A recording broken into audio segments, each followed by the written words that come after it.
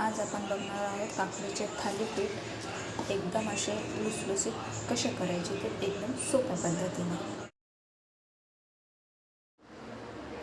1 cup गव्हाचं पीठ, 1 cup ज्वारीचं पीठ आणि अर्धी वाटी बेसन पीठ।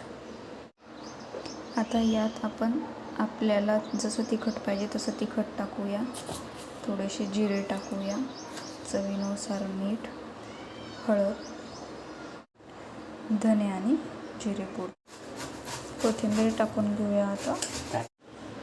आता यात किसलेली काकडी ॲड करून पीठ मिक्स करून घेऊया। आता पातळ असं आपण पीठ मळून घेतलेलं, याला 10 मिनिटं आपण आता ठेवूया। पिठाला 10 मिनिटं झालेले आहेत। आता आपण ओला कपडा घेतलेला आहे, त्याच्यावरती पाणी लावून आपण आता पराठा थापून घेऊया। पराठ्यासाठी आता पीठ घेतलेले आहे, थोडं थोडं पाणी लावून आपण आता याला थापून घेऊया।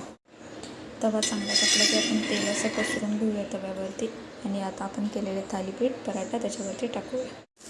थालीपीठ टाकले, आता परत एकदा आपण असं तेल लावून घेऊया आणि थालीपीठ आपलं पराठा असा पसरून घेऊया।